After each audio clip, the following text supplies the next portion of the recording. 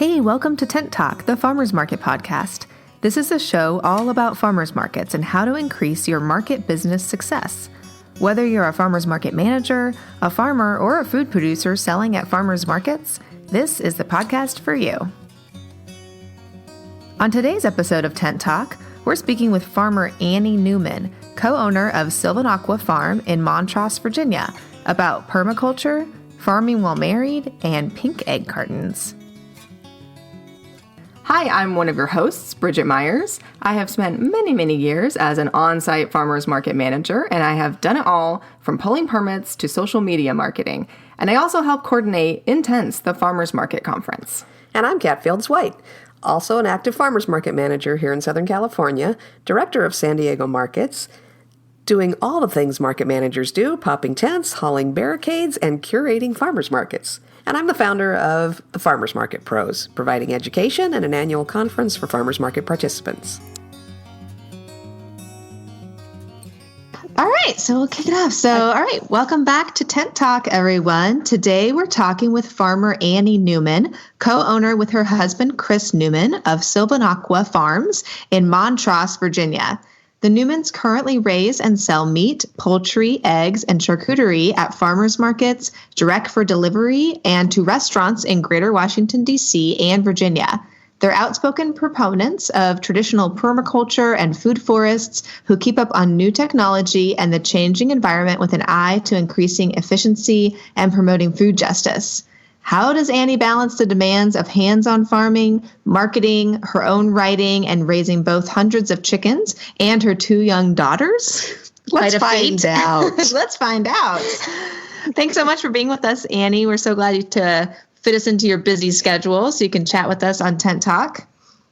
Thank you. I'm excited to be here. Yeah. Awesome. All right. So we'll just jump right in. So if you want to just tell us a little bit about yourself, did you grow up in a farming family or have you experienced farming before you started Sylvanaqua Farms?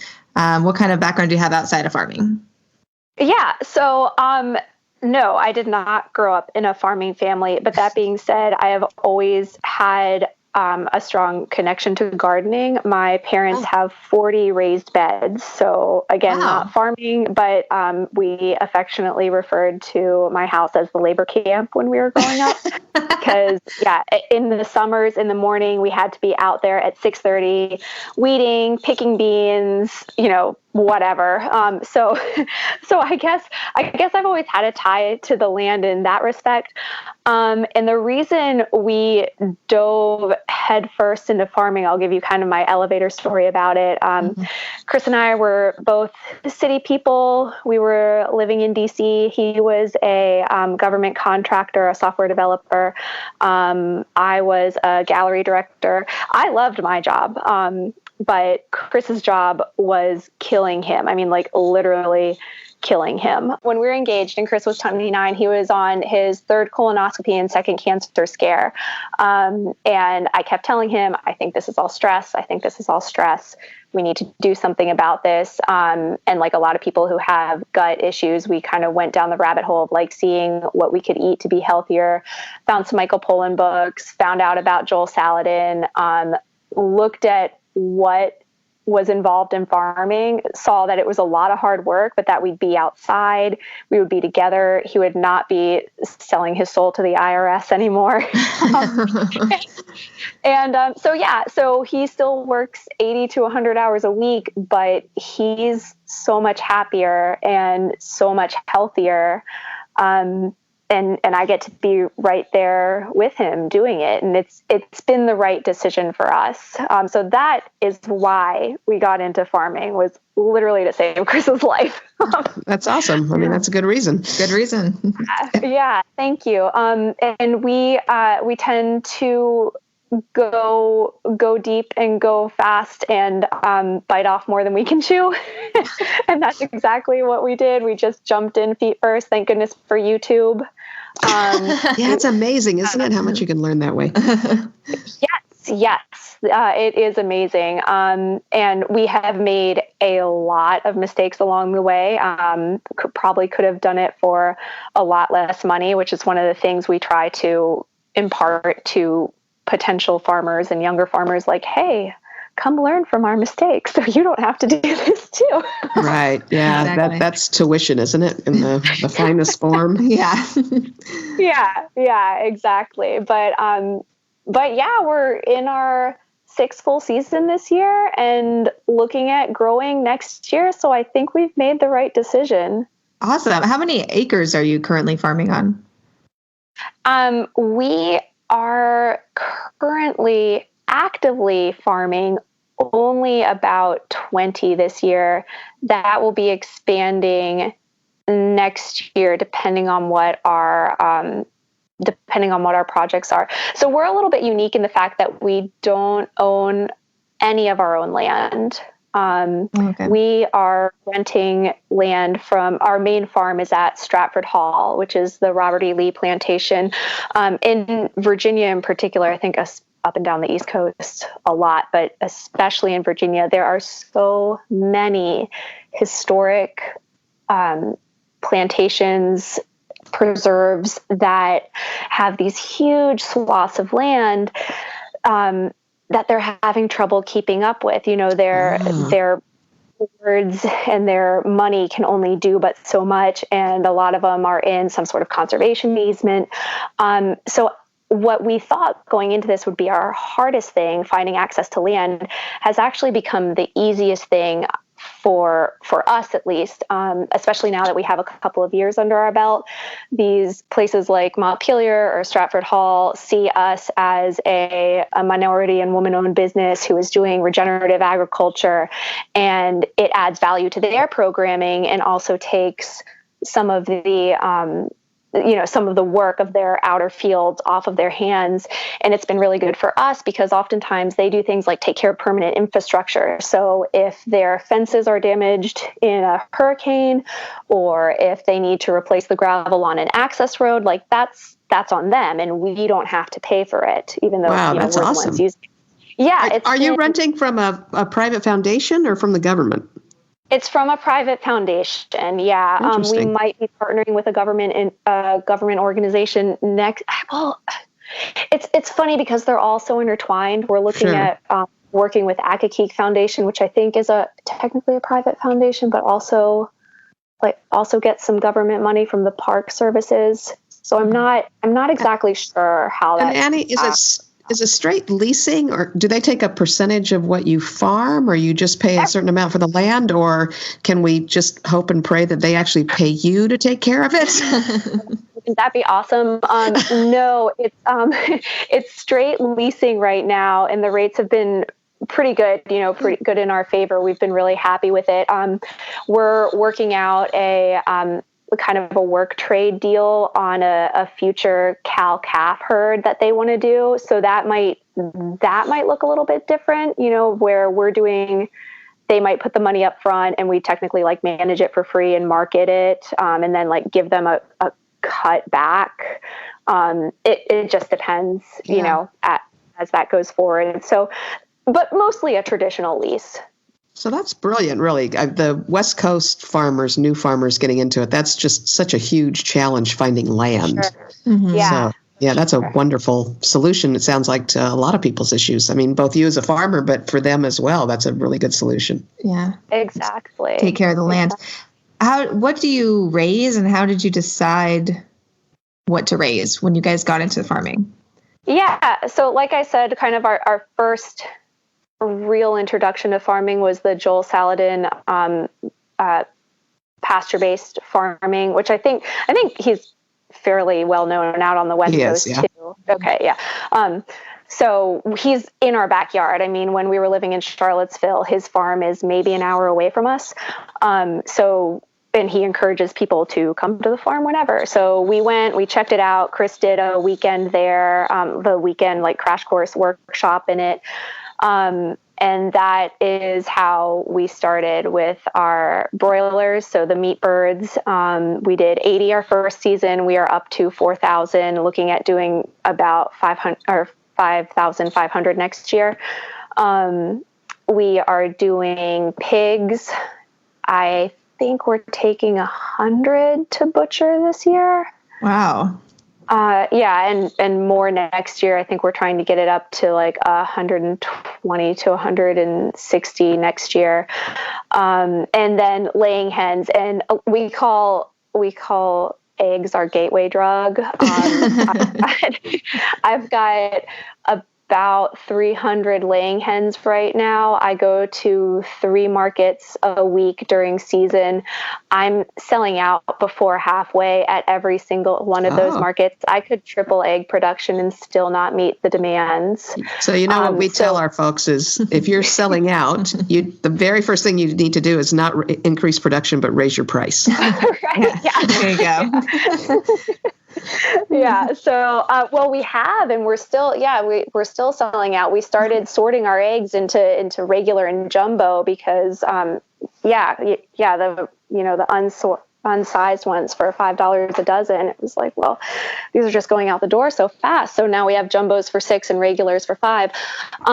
Still cheap, but still really cheap. Yeah, we've got a lot of farmers here selling eggs for $8 to $10 a dozen. Yeah. Wow. Okay. Yeah. Well, and it's so funny how markets differ because especially when we were in Charlottesville, like those first couple seasons, we could barely give eggs away because there are so many backyard farmers in the Charlottesville area. Like everybody and their mom has a couple of chickens in their backyard, and they're like, "Oh, eggs are $5. I get them for free from my neighbor." That's true. We're in urban markets, so people are desperate for. Still, if you're selling out, I say start pumping it. Yeah. But we're going to double our hen flock next year, getting back to what we're raising. So right now we're still very much an animal-based farm because that is the quickest turnaround. But now that we've got some land tenure, because we have moved around several times, now that we've got some land tenure, we're really putting a lot of focus into our long-term plans for permaculture and transitioning towards more plant-based offerings. Animals will always play a role on our farm, but as we grow, we want to see more native crops, more traditional cereals, just more native and traditional things getting back into the marketplace in this region. Yeah, that'd be great. There's still such a lack of cereals, I think, in most of the country, at least at farmers markets. Yeah. Yes. Yeah, they're hard to come across. I would love to be getting more, more grains from around here, but yeah, you're right. You just can't find them. Mm-hmm. That's actually, go ahead. Well, I'm just wondering, what do you find that, I guess you're just now getting into them, but I'm just wondering about the economics of raising grains versus raising chickens, for instance. I'm assuming it may be a longer process. Mm-hmm. Both things are, done in a season. One of the reasons we like where we are right now, Stratford Hall has a mill, a functioning mill. So we would like to start using it in the future. How the economics of it look, that's something we're definitely still figuring out. We haven't even raised our first cereal crop yet. But having a mill, I would think, would make a big difference too, because I feel like a lot of the grain farmers, they have to put it out to somebody with a mill, and that's eats up a big part of their product profit by having to deal with somebody else processing. Yes, exactly. And so if it's something that we can do ourselves or in partnership with them, and again, this is one of the great things about working with a historic property, is it may be something that they can tie into their own program and like, oh, come look at how these grains are being traditionally milled by farmers on our property. Yeah, great education process. Yeah, it can be a learning education sort of program with them too. Do you, speaking of processing your own crops, do you guys process your own chickens and other animals yourselves? Per Virginia law, we can process up to 20,000 birds being ducks, chicken, turkeys, whatever, on our farm per year with a USDA exemption. So like I said, this year, I think we're doing about 4,000 birds. All of those are done on farm. Nice. The USDA laws in Virginia mean we have to take our pigs to be processed, but I am working on getting a commercial kitchen license so I can do some of the fine processing, basically sausage making myself. Oh, good. Yeah. That would be helpful, right? Just because I feel like when I talk to other ranchers, it's like sending the animals, all that back and forth just really cuts into time and then cost on everything. So being and able stresses the animals sometimes. Yeah, for sure. Out. Yeah, fortunately, we've got some really good abattoirs around us. The one that we use the most, we drop the animals off the night before so they have a night to kind of like settle in and get over the stress, the trailer ride. And found that makes a difference in quality. So that's been really great. But yeah, doing the birds on farm is also wonderful because taking small animals to get processed off farm can really start eating into your profits. You know, if you've got a $50 an animal kill fee, but you've got a 400-pound hog going, it's like whatever. But you know, for something tinier, trying to figure that out is hard. Yeah, the complications of it. That's nice you guys can do it on your farm. So selling your products, how did you guys decide on the ways that you'd sell your products? Did you start farming with the intent of selling at farmers markets, or were you kind of, I know you said you kind of flew by the seat of your pants, but was farmers markets like a nice, you know, like just the next step that made sense, or how'd you guys come to that? Yeah, absolutely. I mean, farmers markets were the first thing we looked at for organic growth. We had a small customer base because we started farming in Charlottesville, which is where I'm from. So I had the network of friends and family to kind of like help spread the word. But yes, we 100%, we were ecstatic when we got into our first farmers market, and went from there. And so the first two farmers markets that we did were very, very tiny. They were in Earlysville, Virginia. I think the Earlysville Farmers Market has 6 stands, or at least it did when I was there. Yeah. Nice. We were just so thrilled. We were so thrilled to be there and like interacting with people that we didn't know and who didn't know us, and would like come back the next week and be like, "Oh my gosh, that chicken was so good. I'm going to get more." You know, it was like, "Oh my gosh, this is really good." Sometimes that's a great thing about a smaller farmer's market, is that the customers are just that much more excited to like have a good farmer or vendor there. They're just really appreciated if it's a smaller group there. Yeah. Yeah. And some of our best and longest customers started with us at that super tiny little farmer's market and still buy from us today. And then we got into our big farmer's market, the Forest Lakes Farmer's Market, which I think has like 15 farmers. Yeah, we were like, oh, big time now. And our customer base continued to increase from there. Now we're since out of the we don't live in Charlottesville anymore, and we're going to larger markets now. So we do 2 markets in Northern Virginia. Both are run by Fresh Farm. It's the Crystal City and the Mosaic Market. I'd have to count how, maybe like 25 to 30 vendors at each of those. Yeah. And then our big market is south of the James in Richmond, and I think that one has over 50. Nice. So yeah, we're in some some mid-sized to larger markets, especially for our area. So we're doing three markets now. We're looking at adding another market next year. We love doing markets. It's the easiest way to make new customers, I think. Getting in front of people who maybe wouldn't have seen us otherwise. And it gives us a chance to interact with those customers more than, because we also do deliveries in the off season. So we do the market season April through October, and then November through March, we do door-to-door deliveries.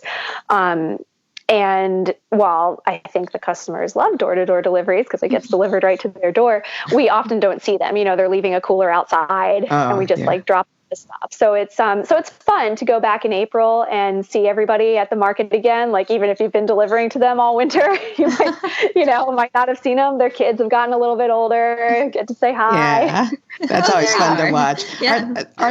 There are some year-round markets in your area. Have you just chosen not to go year-round and stick to the seasonal? Yeah, we've just chosen not to go year-round and stick to the seasonal. We just need the break, especially right now. It's just this is the first year we had a farm apprentice who did a couple of markets for us, but it was just me and Chris trading off 3 markets, and we're just even with a third person, we're exhausted by the end of it, and we need the flexibility in our weekends back, because it's a Tuesday market and then a Saturday Sunday market. So we literally have no weekends together April through October. Yeah, we see that with a lot of farmers market folks, just that you really do lose your weekends. I mean, I've been in farmers markets for almost 12 years now, and I can't remember what it's like to not get up on Saturday at 5:30 a.m., you know? Yeah. What's a Saturday? You have plans on Saturday? Yeah, what's that about? That's a work day, right? Yeah. So as you're getting into bigger farmers markets especially, have you had to develop ways to kind of stand out at the market? Small markets, you don't have quite as many customers, but of course you're also not trying to distinguish yourself when there's a bunch of other vendors that might be selling some of the same things as you. So how have you sort of evolved at markets to work with that? Oh, yeah, for sure. We've learned so much since we first started going to markets. So I think the first step is just looking official. We didn't even have a sign at our first market, you know, we were just there.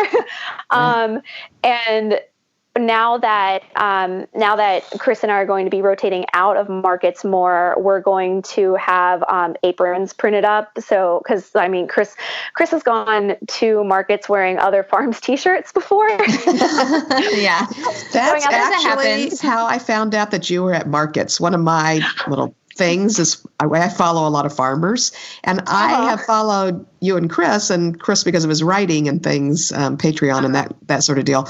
And I never realized that you were at markets until recently. You don't seem to post a lot about the markets that you're at. And the reason that I found out is because Chris posted a picture of himself wearing somebody else's shirt at a market. You guys are in markets? Yeah, for Union Grass Farm, I'll totally give them a shout out because they're good friends of ours. He was wearing a free Union Grass Farm at our market stand, and they're at that market too. And Chris, that's what did you do? Good. We all like to work together. Yeah, that's you nice. guys are community building. Yeah, but I'm gonna get aprons that just stay with the market stuff. So there's always an apron there, so we look a little bit more official. So yeah, I think the most basic thing is looking official when you go to market, being friendly. One of the biggest lessons I learned in market was from that second market that I went to that had 14-ish stands. The guy across from him, across from us, so I never learned his name. We just called him Peaches. He was a fruit vendor, and he would have all his peaches out on the table. You know, you could see all of these peaches. And as people would go by, he'd be like, "Nice day, isn't it? Got some peaches here." And they'd be like, "Oh, you have peaches?"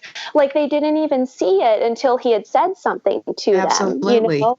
Mm-hmm. And so we started doing we basically started copying Peaches. We're like, "Hey, how you doing? I've got some fresh chickens here, raised right down the street." And people be like, "Oh, there's meat at this market?" It's so amazing because at a market, you've got so much visual stimulation and so many things going on that for the average shopper, they're kind of overwhelmed. Mm-hmm. And it makes such a crazy difference to stand up, make eye contact, talk about what you're doing. Yeah. Yeah. So being personable, I think, has been, it's something that comes natural to Chris and I, fortunately, but whenever we bring somebody else into our market stand to run it, we tell them, you don't have to force it. Just make sure that you're talking. We offer samples, and I think that's a nice way to break the ice with people if you're not comfortable talking to people. So now we do sausage samples at our markets. And so, we can be like, "Hi, would you like to try a sample of our curry chicken sausage? Hi, would you like to try a sample of our chicken chorizo?" And that way you don't even have to make small talk. You're just asking them a question about what's there. So if that's another thing that we've done to kind of set ourselves apart with that. And then catchy packaging for us, pink egg cartons have been key, because again, the face does rotate behind our stand. Chris is a tall, light-skinned Black man. I am half a foot shorter than him and not a tall, light-skinned Black man. And so people get kind of confused. Sometimes they're like, I think this is where that dude was, but now there's that woman there. Or like, wait a minute, that is not the same woman. That's not the woman who was there last time, So I just tell people, I'm like, it's me or my husband. Just look for the pink egg carton. Oh, so smart. And yeah, exactly. So especially for people, farmers who are getting to the point where it may not always be you in the market, finding that thing that customers can identify and be like, oh, that, and it may not be the sign. I have people come, I've had the same sign for 2 markets in a row now. It has a picture of my girls with the chickens on it. Oh. And people come up to me almost every single week and be like, oh, you changed the sign. I'm like, and they'll say that 6 months from now, even if you're using the same sign every time. Yeah, exactly. So those, finding something easy that they can identify you with. And for us, it's been those pink egg cartons. Yeah, that's brilliant. Or, a paper bag with something different on it in a different color. Yeah, that's a really, really smart idea. Yeah, we have a fruit farmer and he uses like really distinct, like colored, they're just colored plastic baskets. But I commented on one day, I go, yeah, I really like those baskets. And he says, yeah, we do our fruit like this because nobody else at the market does their fruit like this. And so we want people to remember when they bought the fruit from us last week, it was in a nice brightly colored basket. And then when they come to look for us again, they don't really have to remember our farm name or remember us because they rotate. It's a big family farm. He's like, but if they find the basket, then they'll know it's what they got last week. So I just thought that's really smart. Yeah, 'cause especially in a big market, it is hard to distinguish. Wait, is that the stand I was at? Was it that stand? Mm-hmm. Yeah, exactly. Mm-hmm. So those are some of the things that we've done visually at market to kind of distinguish ourselves. We're kind of reflecting back on our, markets this year and seeing what we can do to distinguish ourselves, I guess, more as a farm and a product, which will carry over into the market, but may not be something visual exactly. And some of the things that we're doing, and of course, this depends on market rules. And I encourage any farmer who's looking into this to definitely check with your market first, because you do not want to make enemy of your market manager. Good tip. That's a good tip. Yeah, exactly. We like that.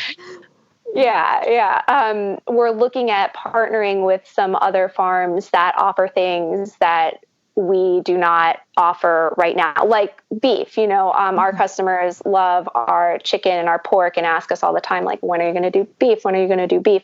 And some of our markets, most of them are producer only, but if you do a stand share or you have some sort of arrangement with, there's ways that everybody can work together so that, we're getting our customers product that we believe in that may not necessarily have been grown on our farm, but is still grown kind of in the ethos of how we're doing our farm, and is helping out a farm friend as well. Right. Yeah. There's a lot of I'm in a lot of market manager groups that operate. Some of them in California where we have really restrictive rules on what you can do. In terms of non-producers and shared certificates and that kind of thing. And then some of them that are national. And there's a lot of market managers with vehement opinions on both sides of the fence. For us, in California, you can cross-certify with 2 other farms. And it's been really advantageous for some of our, especially smaller, younger farmers, or especially smaller, younger farmers that also want to do smaller, younger markets, markets that are just starting out, where there's not really quite enough business for one of them to take the time off the farm to come to that market. But we have them cross-certify so that they can kind of alternate, Nick's on the farm this week, Bryce is on the farm that week. And meanwhile, the other one is at the market talking to people, and they've got really different things that they produce. One of them's all vegetables, one is eggs, and it gives a wider variety of product at the market, which is great for the shoppers. It gives those 2 farmers a chance to get out into a different community of shoppers, but neither of them has to be there every single Wednesday. So it's helpful to everybody concerned. So I think that's an important thing. I think producer only is important, but let's be sensible about giving opportunities to producers by being somewhat creative in how we do this. Yeah, exactly. So yeah, I'll just reiterate it once again, like definitely check on what your regulations are in your markets, in your state. Virginia has a very friendly regulatory environment, which is one of the reasons we're here instead of Maryland, because we could just do a lot more farming faster. Here. Yeah, it's crazy, right? Just like over the state, we're literally like 7 miles from Maryland, but it just makes way more sense to be here. Yeah, I hear you. Yeah. Yeah. So that's one thing that we're doing. And then the other thing we're going to put a lot of effort into this year is really kind of cross promoting our markets, which is something that's just kind of, we've done it, but it's always kind of fallen to the bottom of the to-do list. And what I mean is like really actively, our customers who are delivery customers in the winter, remind them of the markets in the spring. We'll probably be like dropping flyers come March and April, like into their deliveries being like, don't forget, markets start up, in 3 weeks time, whatever. Being more aggressive with our email signups at the markets during market season. Because it was one of those things I thought about it for like 2 months. I was like, oh yeah, I should probably put an email sign up out. And then like the last month of market was like, oh my gosh, I've got to get this out here. Yeah. Finally got it out here to remind people like, oh, hey, we do deliveries in the winter. So just, being better about follow up on both sides of that. So you can carry over customers. So we can carry over customers from, one market into another and kind of back and forth and keep the flow of customers at its max. Yeah, makes sense. You two are both really active on social media, but as I mentioned before, I never see farmers market posts from you, or very rarely. Is that intentional? Do you just not get to it, or is that an intentional thing that you want your Instagrams to be kind of more philosophical and relationship based, and don't want to pretend like you're selling?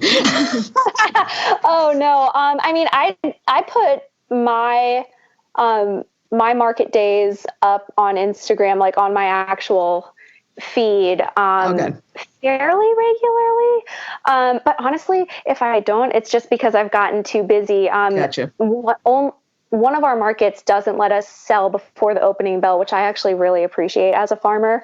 But the other one, I get there an hour and a half early and am selling eggs to people half an hour after I get there. Which, I'm not going to turn the sale down, especially if the market says like, go ahead, sell before the opening bell. But that's the market I often miss putting up like, oh, hey guys, I'm here at this market today because I'm inundated with customers 45 minutes before my stand is even all the way up. Sure. Yeah, that makes sense. So it's a little bit of both. Chris definitely posts in his stories when he's at market. And it's a tricky thing because it's not that I don't want to promote the markets. It's just that I want to be as available as possible for the customers that are there. And I think it's very easy to get sucked into your phone and say, oh, I'm marketing, Yeah, that's the balance of it. I think we're always trying to kind of battle that. Like we want to post, but we're here on site. We want to talk to shoppers. So, Yeah. So that's interesting that you point that out though, because Chris's is completely not in his feed at all. But if you look at his stories at the right time, you'll see that he's there. Yeah. That's why I didn't notice, because I'm usually at markets when Chris is at a market. Yeah. So we're not looking at our market. I'm not watching Instagram. That would explain it. Exactly. But hell no, if people want to buy from me, we certainly do a certain amount of philosophizing. But no, I am here to make money, and if you want to pay me, then let's encourage that. Yeah. Do you what do you think the percentage of your business is that you're doing at farmers markets versus direct delivery to homes and I know you sell to restaurants as well, right? Mm-hmm. Probably so we're about half wholesale, half retail, just about. And that kind of depends on the season too, but I would say approximately half and half. And then out of that retail, I think our farmers market and our delivery sales are comparable, but again, they don't overlap. It's basically that seasonal. That the seasons, it just changes where it's coming from. And do you take a big hit on the wholesale in terms of pricing? No, because of the volume that we do there, and also when you take in all of the overhead costs, if we're turning around a whole hog and we're selling it for, much reduced per pound than what it would be wholesale, it's getting turned around immediately. It's not taking up space in our freezer. It's not taking up energy in our freezer. So and no waste. It's pre-ordered. You know where it's going. Exactly. So that's all good. Exactly. Yeah. So I think it's important to watch your numbers and keep a balance on it and make sure that you're not skewing too far in either direction. But Chris is really good with those metrics. And he does kind of a little checkup on it every few months. And, that's good. Yeah. Yeah. And now things like QuickBooks, it's QuickBooks and Square, it's so easy to see what you're doing and when you're doing and tweak anything that's needed. Yeah, we just got a big shout out for Square from our last Tent Talk interview, actually. And she was so excited. She had told us that she's using it for, cash advances? They've actually got capital from it. And then they were using it for payroll, which I didn't know Square did. Yeah, they do payroll. They have a payroll system. That's pretty awesome. Yeah. Yeah, that was interesting. So one more thing that you're doing that's really unusual is you've raised funds for some of your expansion projects and some of your actual big projects via Kickstarter. I think you've done that twice, right? We have, yes. When we got the farm going, we raised about $8,000, and then we just raised $42,000 this past summer. Yeah, that's good. So Kickstarter, people either totally don't get it or they go, oh, that's easy. You just put a story up there and it just happens. But it's obviously way more than that. You have to be really intentional. You have to remind people constantly. You have to keep getting the message out there. But have you found overall that that's provided advantages to your ability to growth? And have you worked out a way to not make fulfillment too onerous so you're not spending so much time fulfilling the Kickstarter rewards that you're not able to do the things that you've Kickstarted to do? Exactly. Yeah. Our first Kickstarter project, we went a little overboard with rewards and made it way harder on ourselves than I think we needed to. So we learned a lot from that. I was hand printing T-shirts and hand printing thank you cards because my background is in art. I was like, oh, this makes sense. I'll make T-shirts for everybody, hand printed T-shirts, and it sounds good in theory, but honestly, some clever T-shirts that we order online, people are just as excited about, and quite honestly, probably look better too. So yeah, we did T-shirts again this year, but they are totally getting printed by a third party. Yeah, we figured out a lot in that. The reason we like Kickstarter is kind of twofold. So it's a little more egalitarian.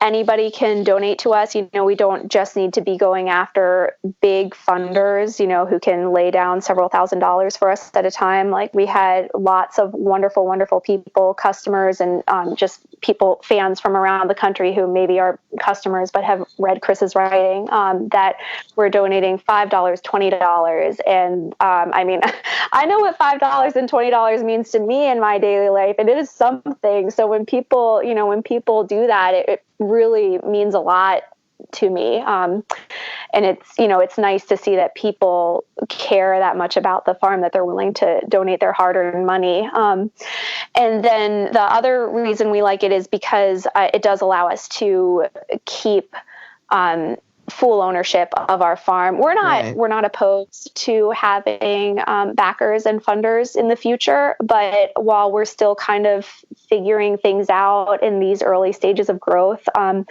we don't particularly want to have to answer to a funding board or anything like that. We want to be able to stay nimble and react quickly to things and not have somebody, a business partner on the back of our necks being like, well, I don't think that's what to do. That's one of the trickiest things to navigate. And when you're doing big projects, like some of your upcoming projects, it's tough to do it without a partner, but it's so much nicer to kind of have a larger group that's invested in you. And then the other thing too is I think Kickstarter, I'm sure you found this, you're not getting just money from those folks. You're getting, hearts and minds. So they'll drag people to the market or to a farm tour or what have you and say, look, I helped start this. I helped grow this farm. So. Yeah, it does create a sense of ownership. And we love that. We love having people come out and visit us at the farm or like hitting us up on social media. Or I've met so many people at farmers markets who are like, hey, I donated. You guys are doing awesome.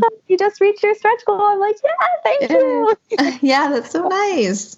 It's such a nice, like, they feel like they're a part of your business, but you don't have to answer to them. Right. Yeah, it's perfect. Yeah. Or you get somebody like me that messages you on Instagram and says, hey, I'm one of your Kickstarters. Want to come on my podcast? All sorts of perks. All sorts of connections are made through Kickstarter. We'll call it a connection. Excellent. Well, I feel like we could just keep talking, and we're so excited to see what you guys are up to next, but I think we better start to wrap it up here. So we will kind of end on with our question of the week this week. Yeah. So since you guys are kind of kings and queens of cool packaging, our question will be, what's a cool packaging that you've seen at a market, maybe another farmer or vendor that has kind of stood out to you at any market, something that you participated in or a market that you visited? So I'll kind of give you a second to think. Annie, Catt, what's a cool packaging thing that you've seen? It was a while ago, actually, but we had a vendor that was doing a sauce. And, so many people that do sauces are putting them in those little flat plastic containers with a punch-on lid, kind of clip-on lid. Yeah. And so you're walking through the farmer's market and kind of like the pink egg cartons, you see a little flat plastic container and you're wondering, is that the hummus I bought last week, or is that somebody else, or tzatziki, or whatever kind of sauce you're doing? And this vendor... what's the vegan guy that used to wear a skirt? Monkai vegan. Yeah. Had actually taken his sauces, same kind of thing that you would see in those little flat plastic tubs, and he had put it in squeeze bottles. Yeah. And it was especially smart because everybody at that time was watching Top Chef and all the chef shows where they use squeeze bottles to accent the plate and that kind of thing. So I think it really caught people's imagination, and he did a lot better than he would have, I believe, if he had just put it in another flat plastic tub. Yep. For sure. Yeah. Made them stand out. Maybe we'll go back and they knew that they were at the right stand because they were at that stand with the sauce and the squeeze bottle. Right. Yeah. Annie, what's a cool packaging that you've seen or something that you've done with your... we've already talked pink egg cartons. How do you top that? But is there, pink egg cartons, yeah. Actually, it doesn't sound quite as cool as your squeeze bottle guy. And honestly, I think these donuts would sell themselves, but there is a donut... a donut stand at the Richmond market that we do, Yoder's Donuts, and they do huge donuts, and you can just like smell them down the market. But then their boxes, since their donuts are a funny shape, are like a big cake box, and it's like this big cake box full of 6 donuts, and you see that cake box and you're like, oh my gosh, that's a yogurt box. Like, I could see anywhere and like see that box and see the little round sticker on it and be like, oh, I want donuts now. Pavlov's dog. See the box and start salivating. Yeah, it really is. So yeah, it's just that little tiny bit different, the donut size fitting in a different size box. But I think it just it makes all the difference in the world, and eating a Yoder's donut out of that big box feels like such a decadent treat. Yeah. So luxurious, a big box of donuts. Yum. Big treat in a little box. How about you, Bridge? Well, I think that I guess I have a lot. I always pay attention to packaging too. I'm very visual person. I buy with my eyes, which a lot of people do. But when we were at I know we just talked about this, but we were at in Austin at the Texas Farmers Market and ran across Oatmeal and Company, and it was like a pouch of their dried oatmeal that you go home and cook, and the pouch looked like a mason jar. It was it had a mason jar printed on it. Yeah, or something, right? So it was funny. It was like a soft plastic pouch, but then it had the look of a mason jar, and it was so cute because it's you keep your oatmeal in the little glass jar, jar on your counter. So I just felt like that was really clever, and it stood out as opposed to just in like a brown bag with a window or in a plastic pouch, which is typically how I see all kinds of grains and things at the market. So having that mason jar look on it was clever. Really cute. And the owner of Oatmeal and Company told us that she was a graphic designer first and then got into the food business. And so yeah, it really stood out. And I know that if I shop that market regularly, I could go back and I would know exactly what I was looking for. Yeah, exactly. It was so different. So different. Mm-hmm. Cool. I'm all right, Annie. Keep that in mind. Yeah. Yeah. So when I start doing grains. Exactly. Yeah. When you do your grains, I think it's just, clever. It just makes people think of, it's all on your grandma's countertop kind of thing, Right. So. Exactly. Annie, did we miss asking you anything that you wanted to make sure that other farmers market vendors or farmers heard? No, I would say, keep listening. And if anybody has any questions, Chris and I are totally down to talk on Instagram or shoot us an email. We love helping out new farmers. Yeah, you can find Annie at Farmwife Annie on Instagram. Yeah. Mm-hmm. And what's Chris's Instagram? Sylvanaqua Farm. Sylvanaqua Farms. Great. Yeah. Awesome. We'll put that in the show notes and when we post this episode too, so people can follow it, because we like to just get this like network growing with our listeners. And she's got a very entertaining, actually both of them have very entertaining Instagram feeds. We're trying to decide if for the post online for this podcast, do we use that rather racy picture of you, or do we go a little more subtle? We want to see you know what I'm talking real about. Annie. The real Annie, whichever one you want. I mean, it's out there for the world to see. So, yep. Yes. There's a little spice in that farmer's market. That's right. It's been a pleasure talking to you today. Thank you so much, Annie. And hopefully we'll talk Yes, soon. it's been great talking to you too. All right. We'll stay connected. All right. Bye-bye. Bye-bye.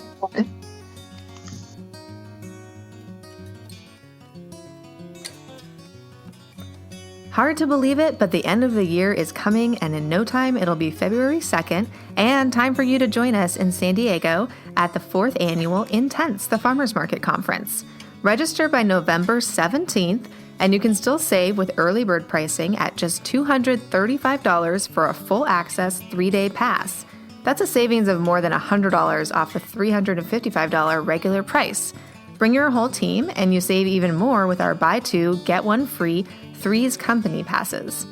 That is the lowest price that will be available, so don't miss out. Use that ticket link at farmersmarketpros.com right now.